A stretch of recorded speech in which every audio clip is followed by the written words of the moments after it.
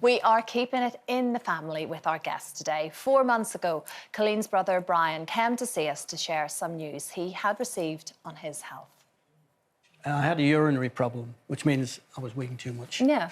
And I said, this is becoming a bit affecting my life, needing to not drive too far without going to the toilet. So I went to my GP and said, you know, what's the story here? And he said, it could be bladder, it could be anything. What we'll do is we will give you what they call a PSA. So I went and had a biopsy, and they did indeed find something.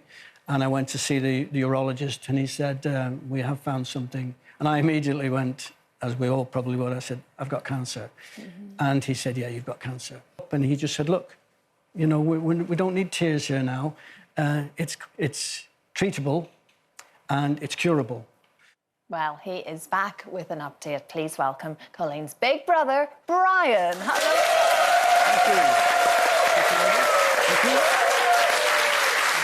Brian, it is so good to have you back. It's great to be back. It's an absolute honour. It is lovely to have you here, and you were so honest with your story the last time you were here, and there have been developments, of course, and very positive ones. Absolutely. So tell us, how are you now, and what have you been going through the past few months? I'll start at the beginning, if I may.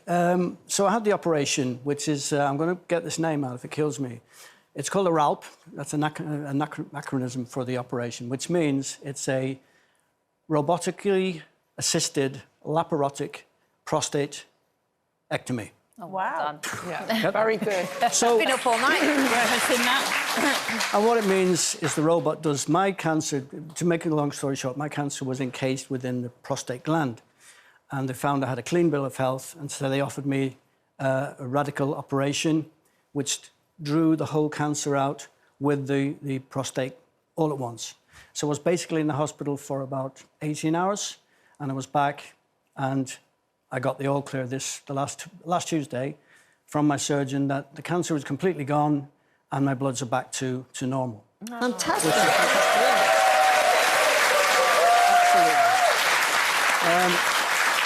So with that whole journey and coming here and being able to what I'm really trying to get over to people is we need to.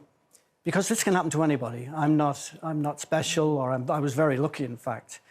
And what I want to get over to people is, at the moment, we have no screening procedure for prostate cancer in this country.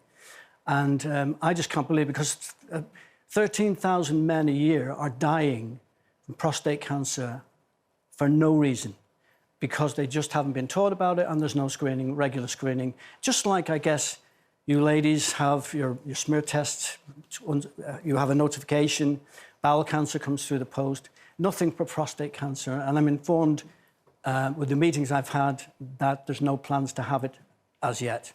But there's one good I heard today.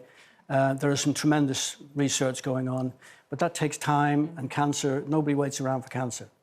Brian, am I right in saying that you can ask the GP to have a blood test? But what we're finding now, and what I've found with some of the people that I've talked to about getting tested, and luckily I've got a lot of them to go and get tested, is they're finding resistance at GP surgeries to even get an appointment to the man who's asking for it. Now, I believe you have a right to go and see your GP whenever you can. But they're having, in actual fact, we're having meetings with GPs later on in the year to decide, can we get some. There is a protocol for treating this, for getting it tested and getting it treated, but it's being a little bit overlooked. So we're moving down that road. But I would say to all guys, please, please, please, go and get tested, because it will save your lives.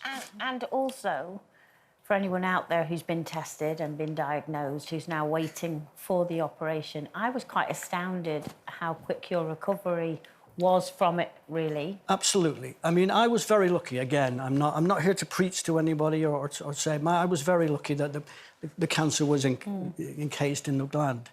But the whole thing about cancer, this cancer in particular, and it's the only one I can talk about other than breast cancer, but this is particularly for men, is basically this cancer is curable.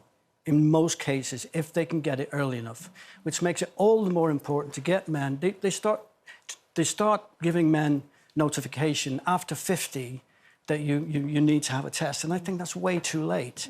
Everyone should have a chance to get tested in their 30s. Brian, what are if men are watching or women are watching who are worried about their husbands or partners, what are the signs that you need to wee a lot? Or well, there are no atypical symptoms to prostate cancer. It can be anything. I went thinking I had something wrong with my bladder, and the doctor said it could be that. Yeah. But he was fantastic, my GP, and he said, well, let's go through the protocol. I went for an inspection with, puts guys in, fear to God into guys. And as you know, ladies, we're not very good at going to doctors, really, are we? And when I got this inspection, he found something he didn't quite like or understand, gave me an MRI scan, he referred me for that. They didn't like the MRI scan, and then we had the biopsy. And that was the one that finds out you've got cancer because of cancerous cells. But that was all in the case of, all in the time frame of about 6-7 weeks. Did you ignore it for a while, though? The fact yes, that absolutely. you go, oh, it's because I'm older absolutely. and I just need to wee more or whatever? This is what happens. Was it Annie that forced you? Really? No, I have to say she forced me to do everything else, but not this.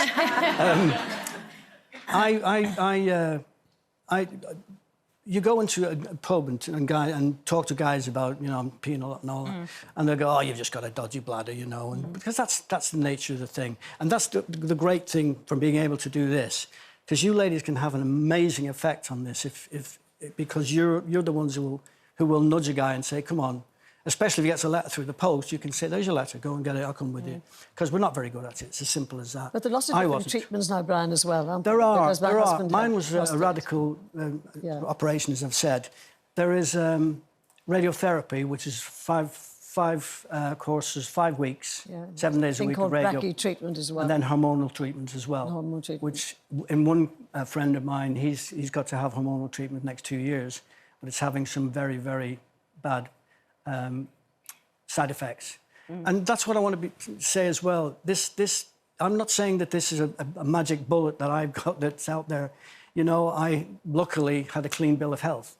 And you got there early. And we got there early. This is what I want to keep.